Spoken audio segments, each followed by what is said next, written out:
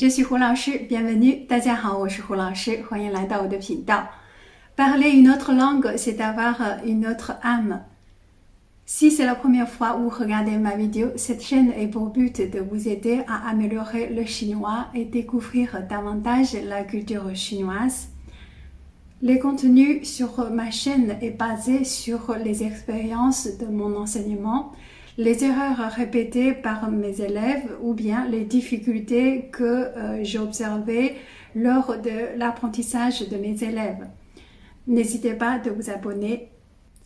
Lors d'une présentation orale de son animal de compagnie, il y avait un élève qui a écrit «我有一只女狗». 我有一只女狗, 狗 c'est chien.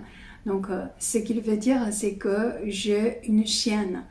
Sauf que pour décrire le genre des animaux, on n'utilise pas nu ou na.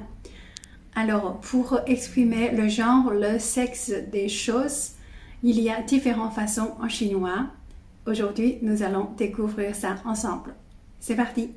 Premièrement, pour nous, les humains, on employait le mot nan ou nu.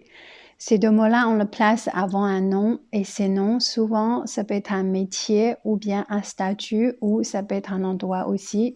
Exemple, 男人, 女人. 男人, c'est l'homme, 女人, c'est femme. Hein? Ou bien 男孩, 女孩.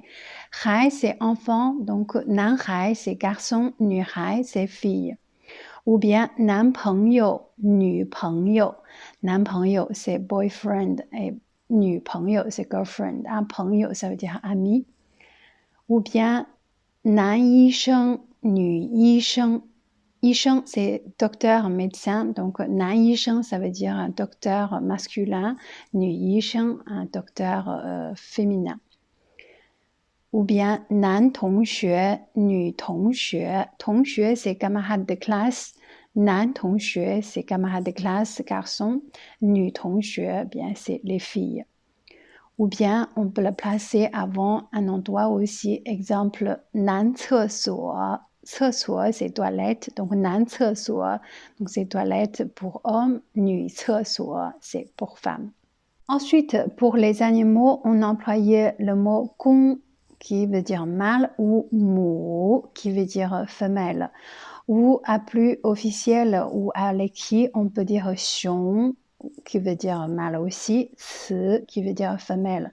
Mais ces deux mots-là, on employait plutôt dans des conditions assez officielles. À l'oral, généralement, on dit gong ou mou.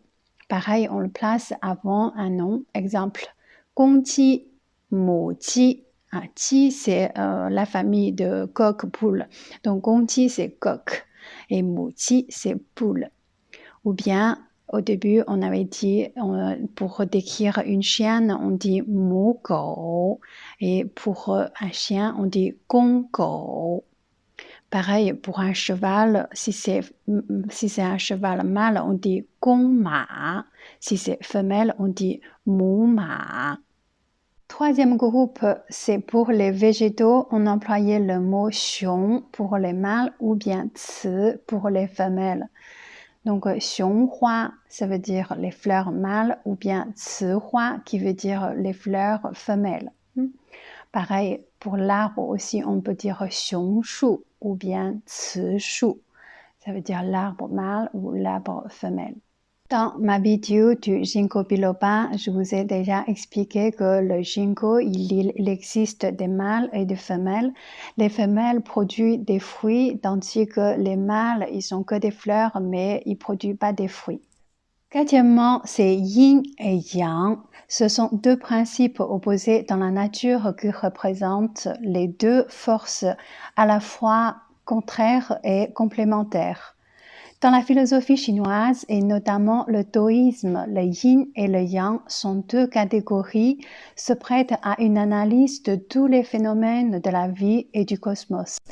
Le symbole du yin et le yang qu'on voit souvent sur le Taiji Tu et bien comme dans le monde entier, le yin représenté par noir évoque entre autres le principe féminin, la lune, l'obscurité, la fraîcheur, l'hiver, etc.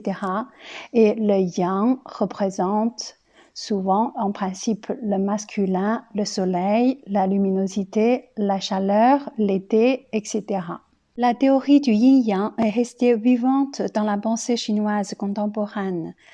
Elle est toujours invoquée en médecine traditionnelle chinoise, en philosophie, même dans les domaines de l'organisation de l'entreprise, de la pensée religieuse ou des exercices de santé comme le Tai Chi Chuan.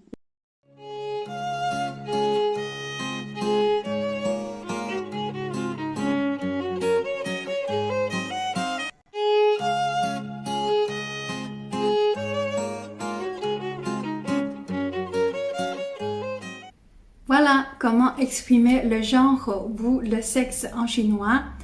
Je suis Hu Laoshi. Si ma vidéo vous a plu, n'hésitez pas de mettre un petit like et surtout abonnez-vous pour ne pas rater les news. À la prochaine. 再见。